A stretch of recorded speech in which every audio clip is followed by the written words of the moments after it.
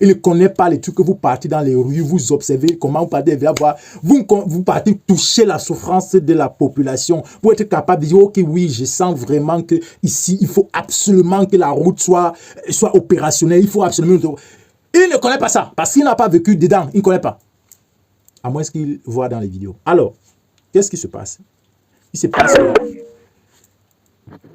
se passe que les villes mortes vont être avortées, vont être boycottées par certaines personnalités et certains ministres qui ont boycotté ces villes mortes.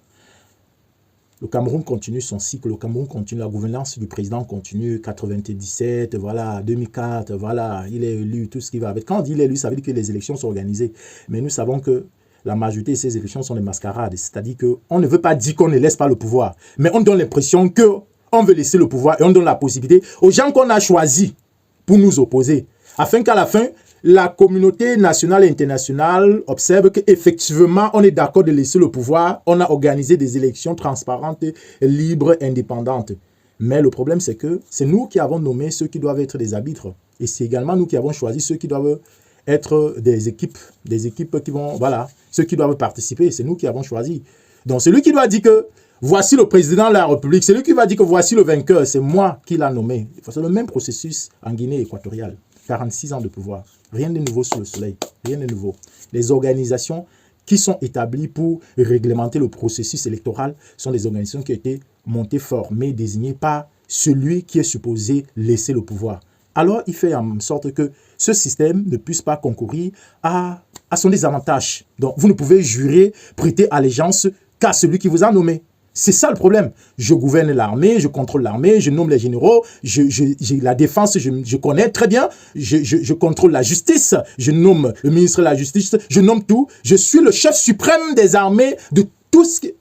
C'est ça qu'il est question. Je vous dis que la démocratie n'est pas dans la culture africaine. Parlons ensemble. Ça n'entre pas dans la culture africaine. De par mon observation, un peuple africain qui veut fonctionner par ce système démocratique, il faut beaucoup de révolution mentale, beaucoup de choses dans la tête. Il faut même entrer en transe. Il faut un exorcisme spécial pour que un président arrive à laisser le pouvoir après un mandat et qu'il organise les élections libres et transparentes. Pour qu'un opposant ait la possibilité de venir aussi régner et après il les organise aussi. Non, en général, c'est que même quand la Constitution a dit qu'après 2 mandats, tu ne peux plus te présenter, le gars, il va se battre pour que les élus, les représentants à l'Assemblée nationale puissent modifier la Constitution afin que lui continue d'y être jusqu'à ce qu'il va mourir.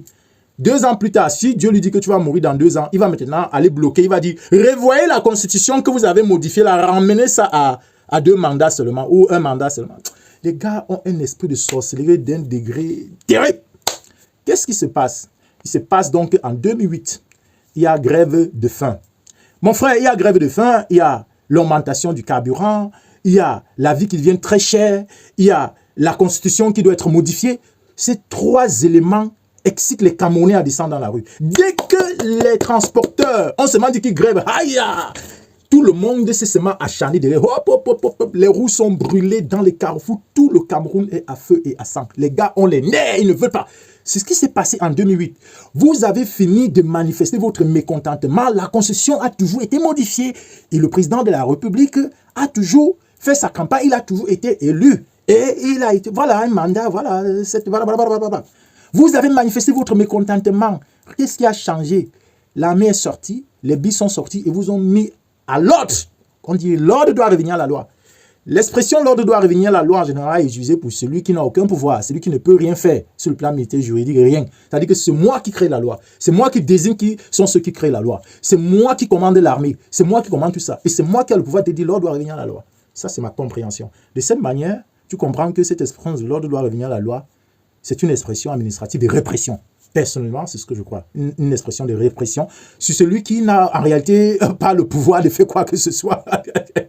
Moi, j'ai dit l'ordre doit revenir à la loi et je prends même des décisions à la place des instances qui ont été nommées pour pouvoir assumer la fonction que tu es en train d'assumer devant un micro.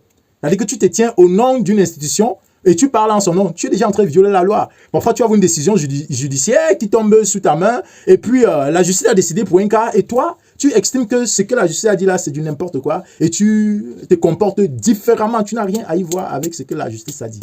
On peut le voir à Monde Vision. par le comportement de certaines personnalités de l'administration publique camerounaise. Alors, 2008 est parti, 2011 est arrivé, le président Paul Biya est réélu. Ensuite, va naître en 2013 le RMC. Les gars, ils ont créé le parti là comme des jeux. Ils ont créé ça comme si c'était des amusements. Les gars ont créé le parti RMC là comme le dos. L'administration même a dit que AK, c'est aussi un autre parti comme les autres. Mais c'était le début de l'enfer. La naissance du RMC, c'était le début de l'enfer du Cameroun. Je ne suis pas du RMC, j'ai rien à cirer d'eux. Le président Maurice Kamto, je l'observe, j'écoute comme j'écoute tous les Camerounais, j'observe. Mais je dis, le parti là, c'était le début de l'enfer du système, du système de gouvernance camerounais. Les gars sont arrivés en 2013, voilà, ils ont fait quelques bruits, ils ont fait, voilà, un élu, je crois, un ou deux élus, et après, les gars ont préparé.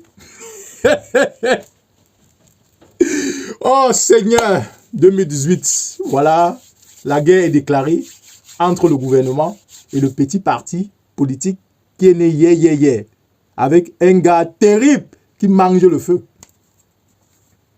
Je vais m'arrêter là. Je reviendrai continuer mon analyse depuis 2018 jusqu'à présent. Et je vais vous dire ce que je retiens du pronostic que j'ai sur l'ensemble de l'histoire camerounaise, sur le plan politique. Et je vais vous dire ce qui risque de se passer demain. Et je vous ai dit précédemment que l'Afrique n'est pas prête pour la démocratie. La démocratie, ce n'est pas dans notre culture. Notre culture, c'est voilà, c'est la culture impérialiste, là. C'est la culture où c'est la chefferie. Le chef ne peut pas être remplacé. Le chef doit être succédé par son fils. C'est la famille. C'est comme ça que ça se passe.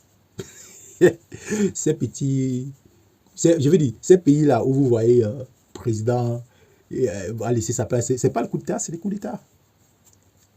Pourquoi ne pas organiser des élections libres, transparentes et permettre qu'un opposant remporte? Ce n'est pas dans notre culture. Je m'arrête là.